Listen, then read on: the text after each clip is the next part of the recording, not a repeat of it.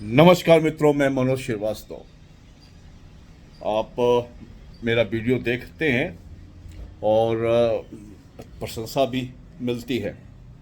आज जिस विषय पे मैं चर्चा करने जा रहा हूं और दुर्भाग्य है कि इस विषय पे बहुत से ज़्यादा चर्चा नहीं हुई, तो वो जानना भारत वासियों के लिए, खासकर हमारी नई पीढ़ी के लिए बहुत ज़रूरी है। तो सुनिएगा, पूरी बात ध्यान से सुनिएगा। हम बात करने जा रहे हैं, इसी अगस्त महीना चल रहा है, इसी अगस्त महीने में 1946 आज़ादी से एक वर्ष पहले डायरेक्ट एक्शन, नाम तो सुना होगा डायरेक्ट एक्शन का, लेकिन डायरेक्ट एक्शन किन स्थितियों में, किन परिस्थितियों में और कैसे हुआ, ये आज की नई पीढ़ी नहीं जानती है। इस पे एक फिल्म भी आ रही है और मुझे बड़ा खुशी है कि भारत के आम जनमानस को भी वो जानने का मौका मिलेगा। तो मैं बता रहा हूँ डायरेक्ट एक्शन के बारे में। डायरेक्ट एक्शन की शुरुआत कैसे, किन परिस्थितियों में होती है। डायरेक्ट एक्शन पाकिस्तान की मांग को लेकर होती है। डायरेक्ट एक्शन बंगाल से शुरू होता है, पंजाब तक चलता है और ये एक वर्ष तक चलता है और आज़ादी के बाद तक नरसंहार रुकता नहीं। डायरेक्ट एक्शन की शुरुआत का जो दिन था वो बहुत मायने रखता है। बंगाल का मुख्यमंत्री, पूरा बंगाल जिसको बांग्लादेश भी शामिल है, और वो तारीख 16 अगस्त 1946, और वहाँ का मुख्यमंत्री सोहरावर्दी, वो सोहरावर्दी जिसको बंगाल का कसाई भी कहा जाता है, बंगाल का कातिल भी कहा जाता है, इसने एक बड़ी सभा में, जिसके अंदर अनुमानतः जो एक रिकॉर्ड है कि तकरीबन 3 लाख उस रैली में लोग शामिल हुए थे, उस रैली में वो ये कहता है, नाराए तकबीर, अल्लाहु अकबर, पाकिस्तान हम लेके लड़ेंगे, लेके रहेंगे। और उसके बाद वो हुक्म देता है कि आज जंगे बदर का दिन है, आज रमजान के 17वां दिन है। ये 17वां दिन, कहते हैं कि रमजान बड़ा पाक महीना है, पाक महीना होगा, लेकिन बजरे जंगे बदर रमजान के 17वें ही दिन हुआ था और उस दिन को इन्होंने अपना डायरेक्ट एक्शन का दिन मुकर्रर किया था। और उस दिन कलकत्ता की जो पृष्ठभूमि थी, उसको, पूरे कलकत्ता को रक्त रंजिश कर दिया गया और उन्होंने हुक्म दिया था कि 3 दिन तुम्हारे पास है, 3 दिन पूरे कलकत्ता को हिंदू विहीन कर दो। और ऐसे समय में वो खुद पुलिस मुख्यालय में बैठता है, और वो इसलिए बैठता है कि अगर शिकायतें आती हैं तो पुलिस को वो रोक सके, और वो वही काम करता है। जैसे जैसे उसके यहाँ शिकायतें आती थी, उस सोहरावर्दी के चेहरे की चमक बढ़ती जाती थी और औरतों के साथ सड़कों पे आदमियों का कत्ल, हजारों लोगों की लाश देखते देखते चंद घंटों में सड़कों पे, नालियां जाम हो गईं। ऐसी विषम स्थिति में 2 दिन प्रचंड तांडव किया इन लोगों ने कलकत्ता के शहरों में। उसके बाद देव रूप धारण कर हमारे बीच में उभरा गोपाल चंद पाठा, वो वीर हिंदू सेनानी जिसने जनता वाहिनी के नाम से, वाहिनी मतलब सेना, वाहिनी के नाम से एक संगठन चलाता था, जहाँ पे बाढ़ आती थी वहाँ पे मदद करता था। उसने उस वक्त लोगों को एकत्र किया, लोगों से पैसा चंदा लिया और अपनी एक वाहिनी मत अपनी एक सेना तैयार करके उसने जो प्रतिकार किया, और उस प्रतिकार में भी उसने इंसानियत का पाठ पढ़ाया अपने सभी लोगों से। इसने कहा कि हमें सिर्फ उनका कत्ल करना है जो इस नरसंहार में शामिल थे।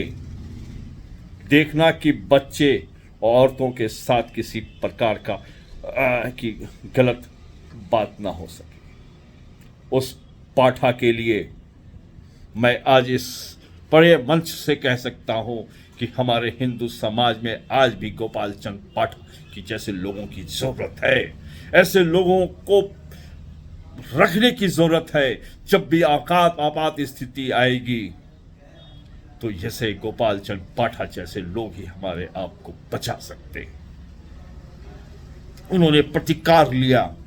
जब मुस्लिम उनकी जब लाशें गिरने लगी तो सोहरावर्दी चिल्लाने लगा, बचाओ बचाओ बचाओ। और गांधी जी को बुलवाकर वहां पे इसलिए बुलाया गया कि मुस्लिम और ना मारे जाए।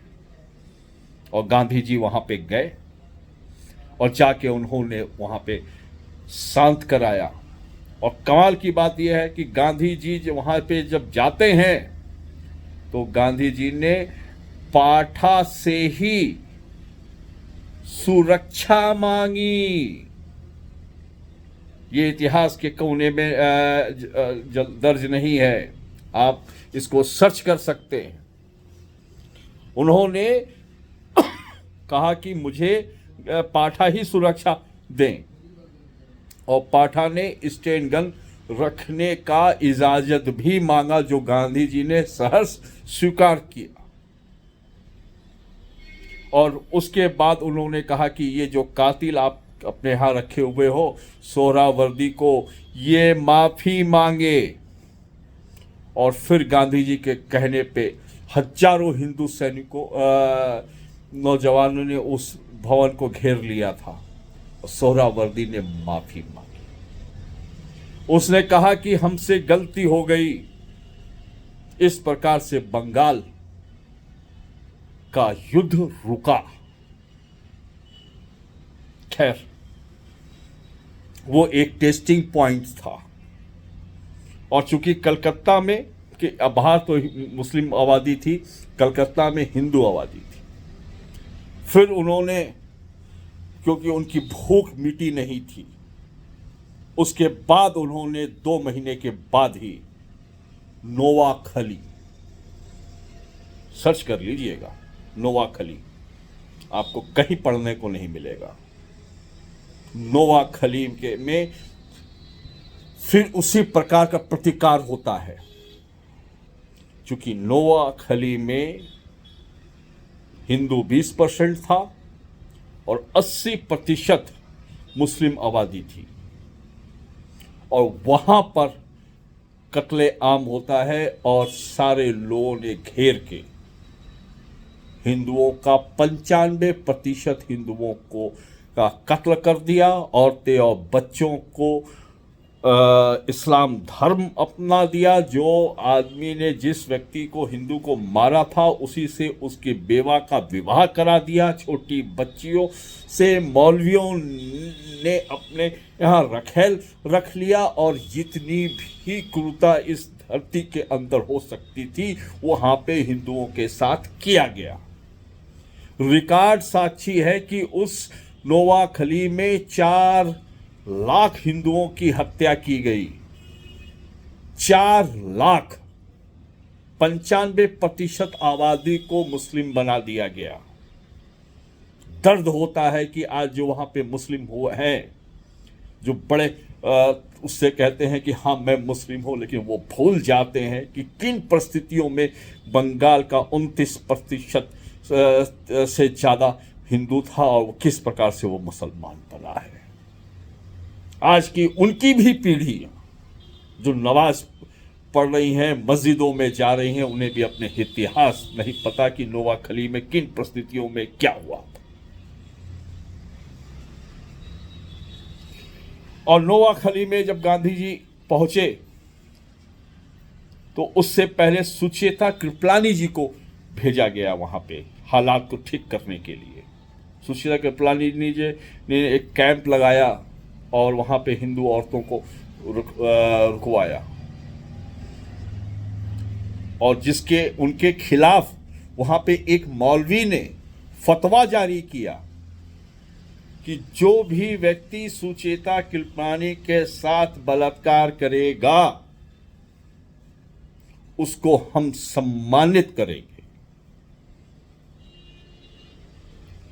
फिर गांधी जी जाते हैं, सुचेता कृपलानी से मिलते हैं। सुचेता कृपलानी जी से वो नाराज होते हैं। उन्होंने कहा कि इन औरतों से कहिए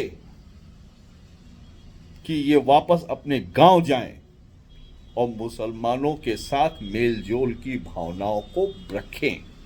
फिर उन्होंने कहा कि ये लड़ाई किस वजह से हुई। उन्होंने कहा कि 20% हिंदू हैं और इसमें 80% जमीन हिंदुओं की है और 80% मुसलमान है और उसकी जमीन 20% है। तो गांधी जी ने कहा कि ये हिंदू मुस्लिम लड़ाई नहीं, आर्थिक असमता की लड़ाई है। उसको उन्होंने हिंदू मुस्लिम की लड़ाई से इनकार ही कर दिया। वही गांधी जी दिल्ली में एक बयान देते हैं, सुबह सुबह अपने नित्य वो उनका प्रवचन होता था और नोआखली के महिलाओं के बलात्कार के बारे में उनसे कहा गया तो वो ये कहे कि औरतों को चाहिए अपने जीभ को दांत तले दबा के अपने हाथों से अपने गले को दबा दें बलात्कार होने से पूर्व, जिसका बड़ा विरोध हुआ। उनके उसी मंच में बहुत से स्वाभिमानी बैठे थे, उन्होंने भी गांधी जी का विरोध किया। और दूसरे दिन एक सभा और थी, वहां पे उन्होंने कहा कि कल मैंने कहा था कि औरतें अपना गला स्वतः दबा लें, बलात्कार होने से बचा लें। तो मैं कहता हूं कि लोगों ने हमको बताया कि यह संभव नहीं है कि अपने से गला दबाया जा सकता है, तो वो अपनी औरतें पॉइजन की शीशी अपने पास रखें। अगर ऐसी आपदा आती है तो वो शीशी को वो जहर पी के आत्महत्या कर दें। गांधी जी उस वक्त हिंदू औरतों को आत्महत्या करने के आइडियाज दे रहे थे। यहां तक कि सुचेता कृपलानी जी भी जब नोआखली गई थी तो उन्होंने भी अपने साथ जहर की शीशी लेकर गई थी। इन हालातों में हमारा समाज, हमारा देश बटा। यह था डायरेक्ट एक्शन का नतीजा।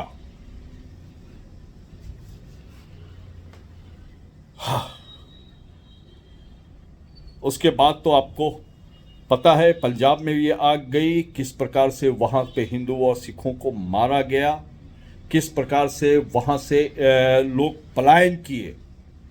आज अगर इतिहास सही माने में लोगों को बताया जाए, चाहे यहाँ के लोग हों, चाहे वो बांग्लादेश के हों, चाहे वो पाकिस्तान के हों, जो आज वो कहते हैं कि हम, अगर आप अखंड भारत की बात करते हो, पाकिस्तान और भारत का मुसलमान मिल जाएगा तो मुसलमान की संख्या इतनी हो जाएगी।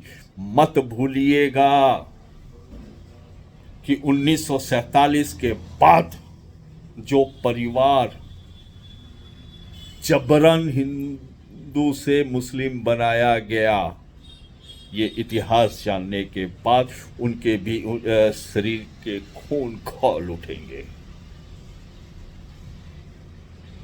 यहां अगर भारत में मिनी पाकिस्तान बसता है तो वहां पर भी एक मिनी हिंदुस्तान बसता है।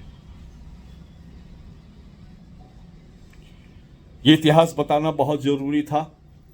मेरा हिंदू मुस्लिम का विषय नहीं है, विषय जो इतिहास बीता है, अगस्त माह है और इस पे जो फिल्म आ रही है मुझे पूरी उम्मीद है कि जो सच्चाई होगी उसको उजागर करने का काम वो फिल्म जरूर करेगी और वो फिल्म को जरूर देखिएगा। और उस नोवाखली में जब गांधी जी ये बयान दे रहे थे, औरतों को ये बता रहे थे कि कैसे आइडियाज़ दे रहे थे कैसे आत्महत्या की जा सकती है, उस वक्त गोडसे भी वहाँ पे थे। शायद गांधी की हत्या करने में वो वाक्य भी एक कारण हुआ होगा। और बंगाल के इस लड़ाई में रोकने में उस वक्त के बहुत से स्वयंसेवकों ने भी हिस्सा लिया। अब आरएसएस के प्रथम सरसंचालक संस्थापक साहब भी, डॉक्टर साहब भी बंगाल की यात्रा पे गए थे। तो ये था डायरेक्ट एक्शन। और बंगाल को सिर्फ ये आदेश दिया गया था कि हिंदू विहीन कर दो ताकि बांग्लादेश में कलकत्ता को भी शामिल किया जा सके। हम जिस युग में रह रहे हैं, हमें शक्तिवान बनना है। हमें इस देश में एक नहीं, हर मोहल्ला और वार्ड में गोपाल चंद पाठा जैसे होनहार व्यक्ति को चयनित करके अपना सिपह सलार बनाना है। और जो भी लड़के हमारे उस वक्त भी वहानी थी, आज भी वहानी है, इस सिपह सलार और सुरक्षा में जिगर रखते हैं, ऐसे लोगों को चयनित करके समाज को आगे बढ़ाना चाहिए। इसी बात के साथ अपनी बात को विराम देते हुए, इतिहास को जानोगे तो भविष्य का रास्ता आसान हो जाएगा। और ये पहली बार ऐसा नहीं हुआ, कश्मीर में हुआ,